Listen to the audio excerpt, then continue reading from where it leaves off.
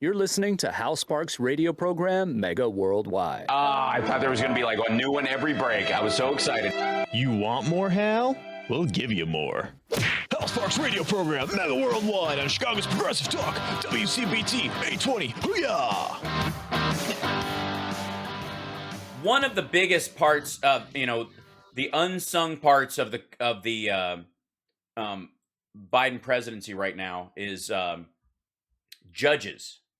So remember, think about the fear of God that got put into Paul Krugman about the number of judges Trump was putting in. Remember this? Remember the whole, dear God, the judges. Trump was even touting that, right? Like how many judges he got done. At this point in 2017, here you go. Ron Klain, Biden's chief of staff, pointed out in a tweet following the confirmation of one of Biden's judges, I remember when the GOP used to say that Trump's judicial picks were alone enough to prove his leadership. He won confirmation of 19 judges in 2017. Tonight, the Senate confirmed the 38th judge nominated by Biden in 2021. And so the question in this is, so why don't more Democrats see it as a way, see it that way and celebrate Biden's accomplishment? It's time for that to change. If Democrats are committed to painting an accurate picture, and that's the crucial part, an accurate picture of the Biden administration's accomplishments, as well as its future challenges, Trump, with a heavy assist from then Majority Leader Mitch McConnell, was able to appoint his first Supreme Court Justice, Neil Gorsuch, in April 2017. After McConnell held Justice Antonin Scalia's seat open, claiming confirmation should not take place in an election year. Trump's second appointment followed the announcement by Justice Anthony Kennedy very late in the 2018 term that he would be retiring. And of course, he got his third justice after McConnell did an abrupt about-face confirming Amy Coney Barrett, right? This in and of itself is major. And this is from let's see, I'm not quite sure who wrote this article, but if Democrats fail to tout their successes loudly and at every opportunity, they will lose the narrative. Period. End of story. The volume of Biden is on track to put more judges in place than Trump did easily within the first 2.5 years of his presidency, for the whole 4 years of Trump's. And remember, this was enough for pro-lifers to elect a pro-life Christians to hold their nose and vote for a thrice married philanderer who, was caught, slept with a porn star while his wife was at home with their newborn and was paying off, people to keep his affairs quiet while he was running for president as, in-kind contributions using, payments to David Pecker at the Inquirer in a boon to the comedy world, just for the existence of that man and his name. So this isn't just, well, he probably should, no, it is a moral imperative to tout your successes. It is a moral imperative to tout progress when it is made. Because if you downplay it,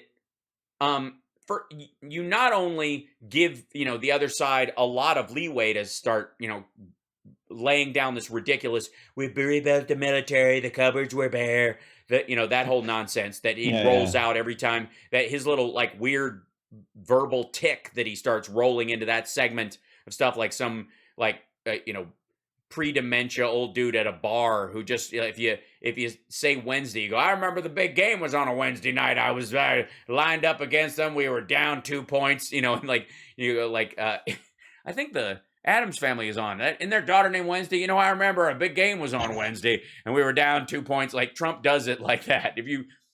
He'll find his way to that every single time. Yeah. But if we can't, then how do you sell that you're valuable, not just to the people that you might convince on the other side of the aisle and independents and people, who float towards legitimate governing, but your own people? You demoralize your own group. The gains that you make, because you're in the business of selling lack of gains, which is, again, what happens with the activist class. The activist class's big problem is the commodifying of misery. And that if it ever ends, the meal ticket is gone. The their economy, their economic prospects dry up. Right. And that's a tough spot to be in when you actually are making some progress. I'm sure there are some people who thought they'd still be making money trying to get gay marriage legal right now. Yeah. You know what I mean? Mhm. And now everybody shrugs that off as normal. I mean, they're like, from like that ship has sailed. Ask, any like high evangelical, there's no chance they ever expect to put that genie back in the bottle or get that toothpaste back in the tube. Not ever, never. And they don't expect to. But a lot of us just kind of, on our side, all that progress made. Think about how fast in the great scheme of rights in, considering women's voting rights, civil rights in the country, from, say, Stonewall, from the beginning of an actual movement to the success of it, over the, hundreds of years or thousands of years, people have been trying to secure rights for a group of people. How quickly that happened compared to other movements. I mean, the ending of slavery in the United States, we're talking about, 150 years, and slavery still exists in the world outside of here. Yeah. In the same way that now our fight for LGBT rights, for example, are worldwide. They are about pressuring other governments to allow their own citizens to live safely. And do we have, social progress that needs to be made interpersonally? Yeah, but I got news for you. Humans are humans. That's always going to be the case. But as a society, we've stuck our flag in that one. We're staying there. And there's a lot of those gains that if you ignore the progress, the other side is, every attempt you make, they're always going to be against it. But when your own side starts to get demoralized and think there's no hope, I mean, we're not doing it. Like, ask anybody, like, about the shift in, I mean, what climate elements were in the rescue package? Now, ask a rando Democrat or progressive in the House, for example. Mm-hmm. They're not going to be able to tell you. But there's a ton of electric car and, battery technology and supporting, battery factories in the United States to get us off of fossil fuels quicker. It shortened the timeline by about 3.5 years by itself that we would get to net zero. Nobody's touting that because they think people will take their foot off the gas. That's most of the reason why people won't do this. Because they think if we let anybody know that there's been any progress, they'll take their foot off the gas, and it's too crucial. Climate change is too important. People's rights are too important. You can't take your foot off the gas ever. So you have to believe we're late. We're always late. We're always late. Until you flood the engine or you gun it, or you're just stuck in real, genuine traffic that's reality, and everybody in the vehicle that's with you, that supports what you're doing, starts to, get demoralized from this. And hence Paul Krugman's final line in this thing. Despair is not a plan. Nobody should give up. But if you aren't extremely worried, you aren't paying attention. No. Worry isn't going to solve any of this. It just isn't. It is, worry is the act of terrorizing yourself. It is daydreaming worst case scenarios at every turn. That's what worry is. And by its very definition. And because that's your focus, the solution, both in your own life, and geopolitically, as far as who you vote for and stuff, if you start, becoming a nihilist, which sounds exhausting, man. It does. It does. If nothing drives people faster into anarchical nihilism, like there is no progress being made. And the trend towards, people in the streets throwing Molotov cocktails that are, on the left side of the equation, a lot of those folks found themselves there because they don't believe any progress is ever made, even when it is. They are anti-science when it comes to progress. We got to take a break. because the news is coming up. News. 773-763-9278 is our number. Let me know if you want to call in. Just say Happy New Year or tell us how you plan to spend yours. Do you have a New Year's resolution? I have one, obviously. We'll be back.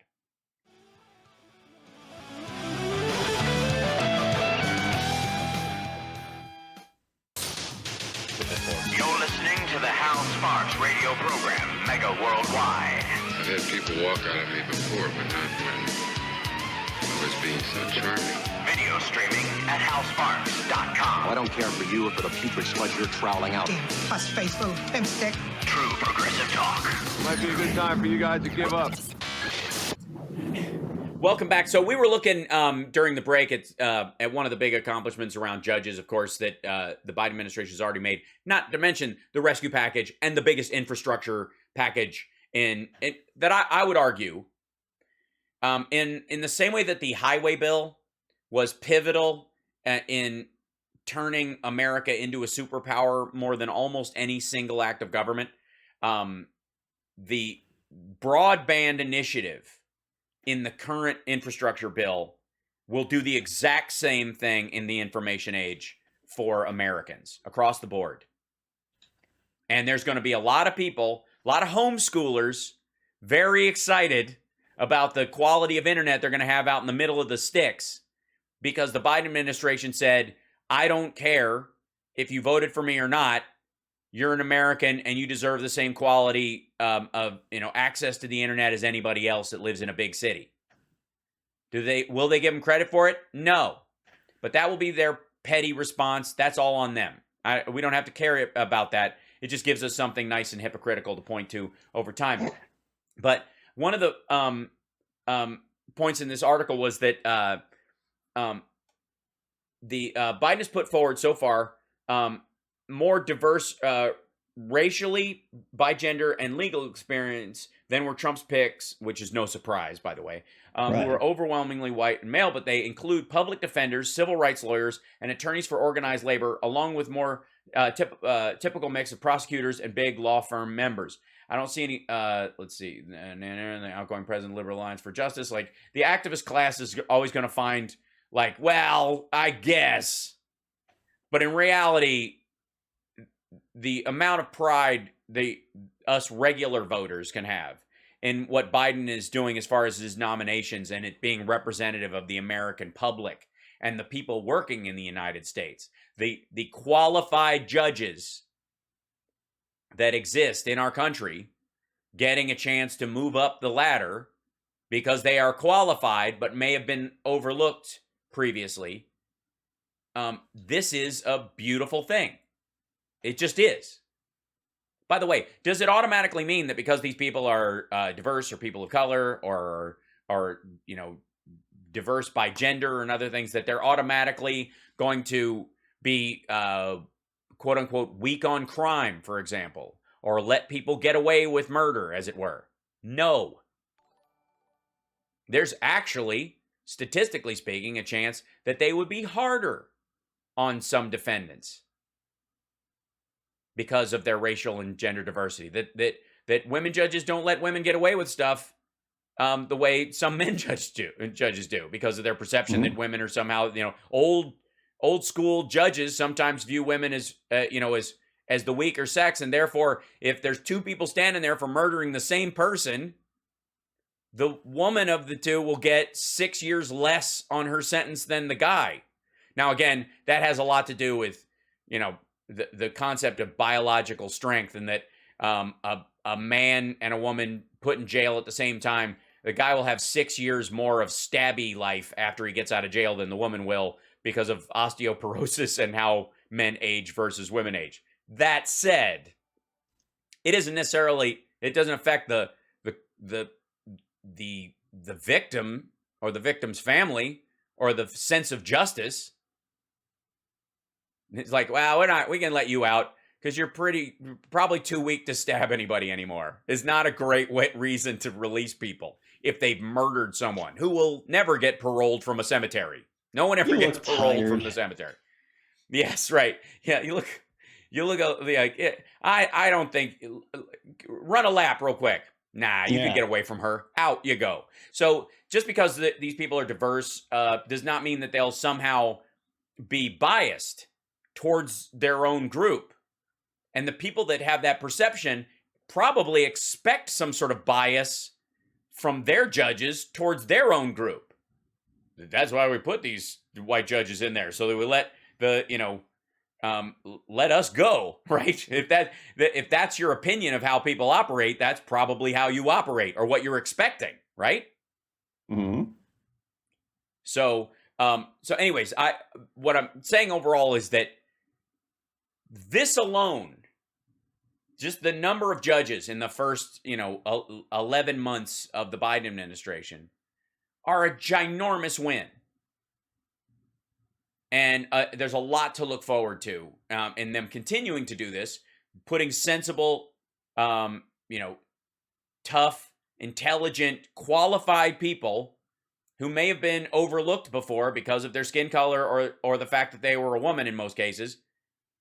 Now they're going to be in a position where they can make decisions. And you'll find that in some cases they will bring, because of their life experience, a new look on how they could handle some things. And in some areas, because of their life experience, they will be harder on these defendants in some circumstances. Sure. Or on, that's just because at root, one of the things that diversity ultimately will bring us is a recognition that humans are humans, that people,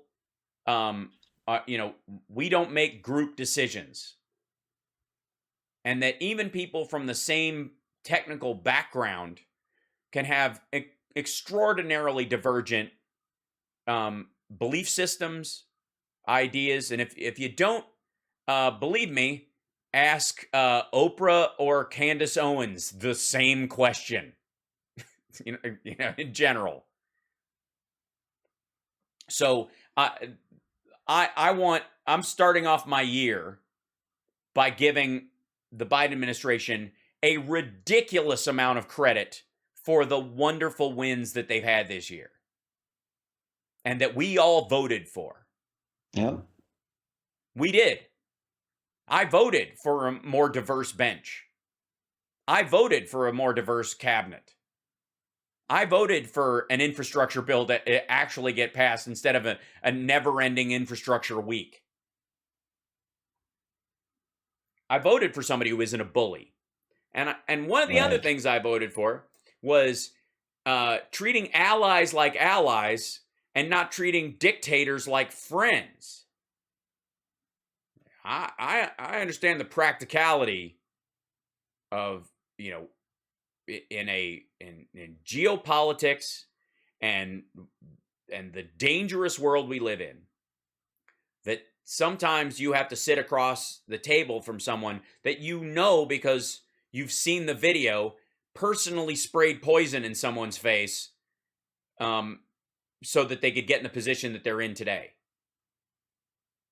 And yet, because of the millions of people they represent and the weapons that they have or the geopolitical strength they have simply because of where their country is positioned physically on the earth, that you have to deal with this person.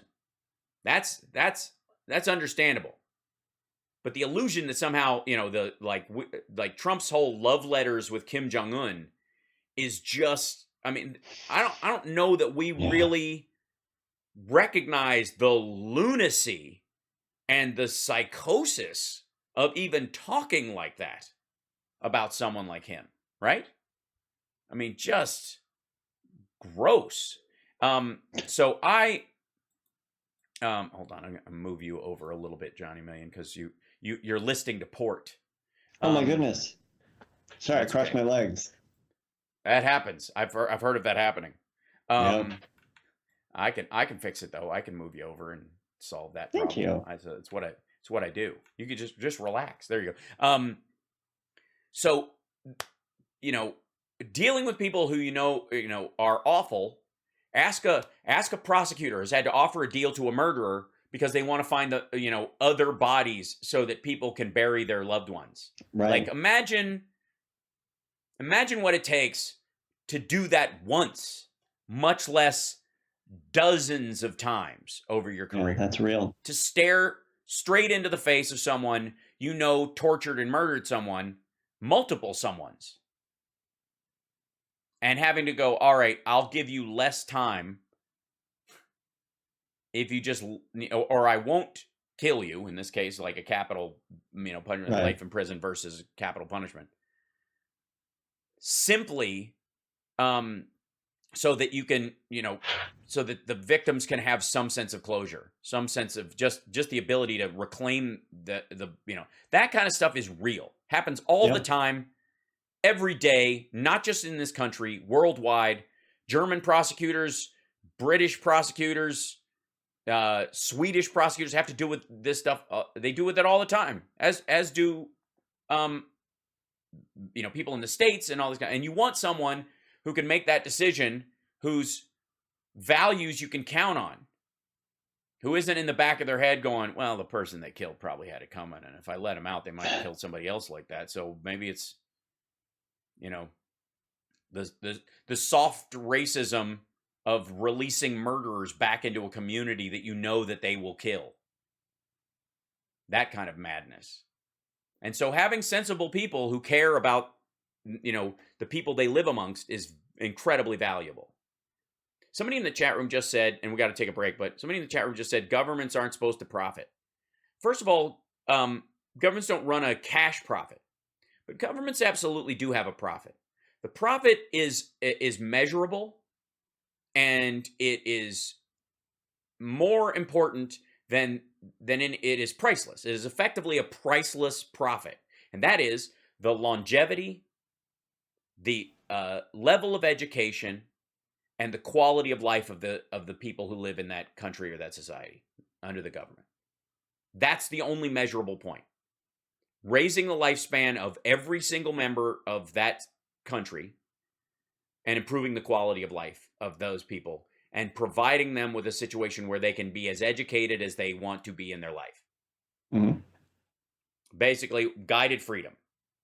The idea is that, freedom with guardrails, so that other people who their idea of freedom is being Edmund Kemper doesn't interfere with your freedom to become a doctor or, a lawyer or a scofflaw or a moron or a Netflix binger. It's up to you. But life, liberty, and the pursuit of not quite a hooligan, but but definitely But you scoff when it comes to laws. Yeah, you follow the law, but you go bah humbug every so often. We got to take a break. We'll be back right after this. It's the House Sparks Radio program, mega worldwide on WCPT Radio, Chicago's Progressive Talk. We got 777 people in the chat. We're going to get to 1,000. I know it's going to happen, even on January 1st, where people are hungover, joining in late, coming in. Bless you guys for joining us. We'll see you after the break.